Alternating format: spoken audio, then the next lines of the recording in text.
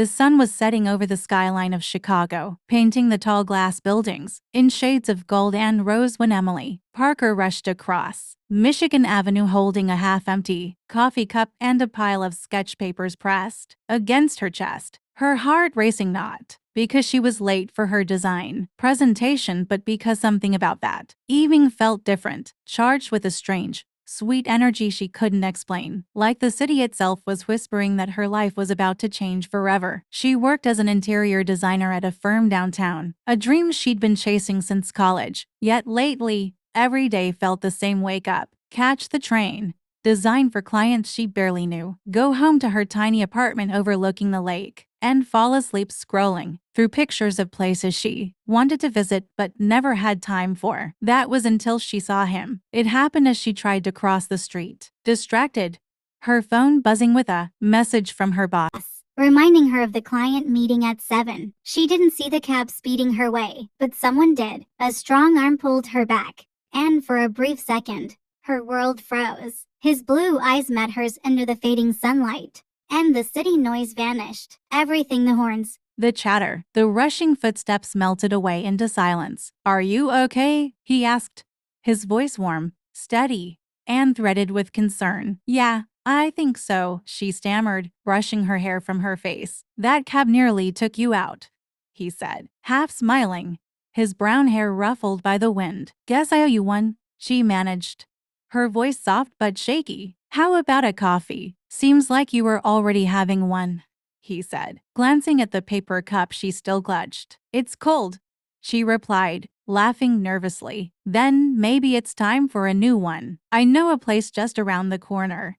And just like that, without exchanging names, they walked together into a small cafe tucked between two tall office buildings, a place she'd passed by countless times but never entered. The bell over the door chimed as they stepped inside, and the aroma of roasted coffee beans and cinnamon filled the air. He ordered for both of them a caramel latte for her, black coffee for himself, and when they sat down by the window, the street light outside flickered to life, casting a golden glow over his face. "Let me then," he said finally, offering his hand. "Emily," she replied, shaking it gently. His grip was firm but kind, and she felt a strange calmness wash over her. They talked for hours, about everything and nothing: their favorite movies, the pressure of city life, how they both missed small-town quiet even though neither wanted to leave Chicago. She learned he was a photographer, one who traveled often but always came back to the city because, as he put it, Chicago feels like a heartbeat, fast, loud, alive. When the clock struck 10, the cafe owner began turning chairs upside down, but neither of them moved. "I should probably go," Emily said reluctantly. "Or we could pretend it's still early," Ethan countered with that playful smile. They ended up walking along the riverfront, the lights shimmering on the water, their shoulders brushing occasionally, each spark of contact making her pulse race faster. When they finally said goodbye, it didn't feel like an ending at all. It felt like a beginning, something both terrifying and wonderful. The next morning, Emily woke up smiling, replaying every moment, every word, every look. She hadn't felt that alive in years. She tried to focus at work, but her mind kept wandering back to his voice, his laugh, his eyes. Later that afternoon, an email popped up from an unknown sender with the subject line, "For the girl who almost got hit by a cab." Inside was a photo of her, mid-step on Michigan Avenue, sunlight catching her hair. Her face lit up in surprise. Beneath it, one line: "Maybe fate just needed better timing." "Coffee again?" Her heart fluttered. She replied immediately, and that night they met again, this time at a rooftop bar overlooking the city. The wind was cool, music played softly in the background, and as she leaned over the railing, he joined her, camera hanging around his neck. "You take pictures of everything," she teased. "Only moments worth remembering," he said, and then pointed the lens toward her. "This one's mine," he added softly. Their laughter mixed with the hum of the city, and when he brushed a loose strand of hair from her face, she didn't pull away. Something in the way he looked at her steady, gentle, like she was the only thing that existed made her believe in all the things she used to dismiss as movie cliches. Days turned into weeks, coffee dates into long drives, late night talks into shared secrets. They watched old movies on her couch, argued about pizza toppings, and explored hidden corners of the city that even lifelong Chicagoans didn't know existed. Emily felt herself falling deeply, hopelessly, beautifully. She told herself to be careful love at first sight wasn't real. She'd always thought but the way her heart reacted every time he smiled said otherwise. Still, life had a way of testing what felt too good to be true. Ethan's photography career began to take off just as their relationship deepened, his photos getting featured in galleries and magazines. And though she was proud of him, Emily couldn't help but feel a flicker of fear every time he packed his bags for another assignment, afraid that one day the city lights would fade for him and he'd never come back. But Ethan always did. Every trip ended with him showing up at her apartment, hair messy from travel, smile bright, holding her favorite donuts and saying, "You didn't think I'd miss you this much, did you?" They made it work until one assignment changed everything. He was offered a 6-month photography project in Italy, something he'd dreamed of his entire career. The night he told her, they were sitting on her balcony, the skyline glowing behind them. 6 months, he said quietly, his voice filled with both excitement and hesitation. "That's amazing," she replied, forcing a smile. Even though her chest tightened, "I'll come back with stories, pictures, maybe even a book," he said, looking into her eyes. "And I'll be here," she whispered, trying not to let the sadness show. The next morning, he laughed. The first week was fine. They texted constantly, video called every night. But as his work got busier, the calls became shorter, the texts less frequent. Emily tried to understand. She threw herself into her work, designing new projects, staying late at the office just to fill the silence. Still, the nights felt longer without him. One rainy evening, as she walked home from work, she stopped by the cafe where they first met. The same barista recognized her, smiling softly as she handed over a caramel latte. "He used to come here every morning," the barista said. Emily's eyes widened. "Ethan, yeah, always with his camera," said it reminded him of someone. Her chest warmed. Maybe distance didn't erase everything after all. Months passed,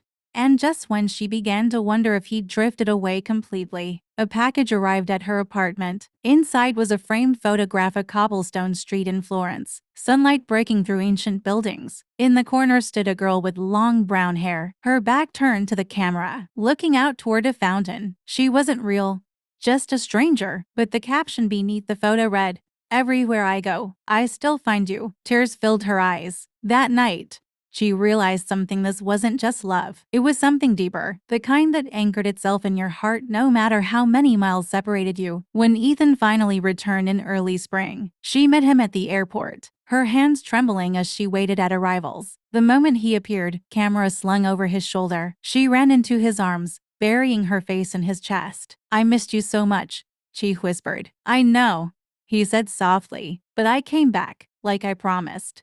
That evening, they walked along Lake Michigan, the breeze cool against their faces, and Ethan told her everything, the places he'd seen, the moments he'd captured, the way every city reminded him of her laughter. "You're my favorite photograph," he said quietly, brushing his thumb along her cheek, "the one I'll never stop developing." They both laughed at the metaphor, but Emily felt her heart melt. From then on, they were inseparable. Weekends were for road trips and spontaneous adventures, one day to the coast, another to a tiny town with antique stores and diners that still played Elvis records.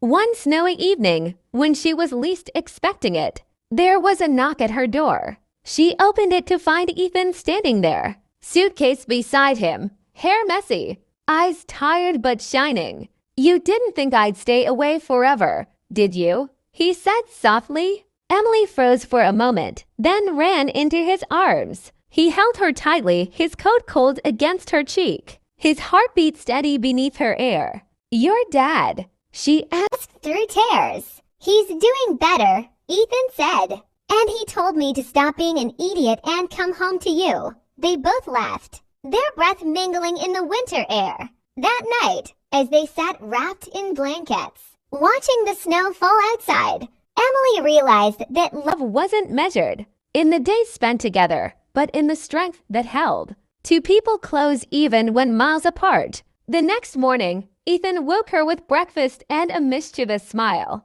"Get dressed," he said. "We're going somewhere." He led her to Central Park, where the snow sparkled like tiny diamonds, and the world felt quiet, peaceful. They walked until they reached the frozen lake, where skaters glided gracefully under the pale morning light. Then, out of nowhere, Ethan stopped, turned to face her, and knelt on one knee. "Emily Parker," he said, voice trembling slightly. "You changed my life the moment you almost got hit by that cab.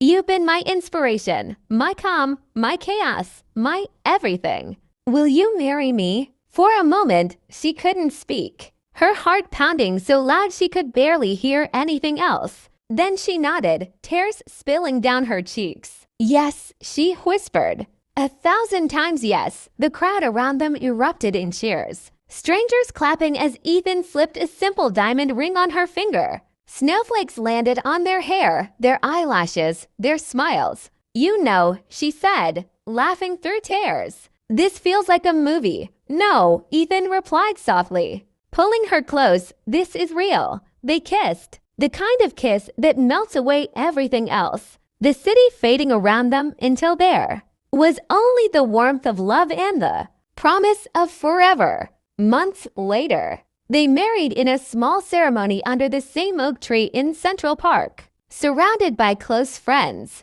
laughter, and golden sunlight. Emily wore a simple lace gown, and Ethan couldn't stop staring at her, as if afraid she might disappear if he blinked. When the vows were spoken, and the crowd applauded, Ethan leaned close and whispered, You came back to me in every city, every dream, every picture, and you found me in all of them," she replied. After the ceremony, they met outside under the same oak tree where fairy lights glowed softly, and the night air was cool. "You came back," she whispered. "I told you I would," he said, smiling that same smile that had stolen her heart on Michigan Avenue years ago. They danced barefoot in the grass as soft music played in the distance, the city lights twinkling behind them. The rest of their story unfolded in small, beautiful moments: early morning coffees, quiet evenings filled with laughter, long walks by the river, shared glances across crowded rooms that said more than words ever could. Emily opened her own design studio, and Ethan's photography flourished, their creativity feeding off one another's passion. They traveled,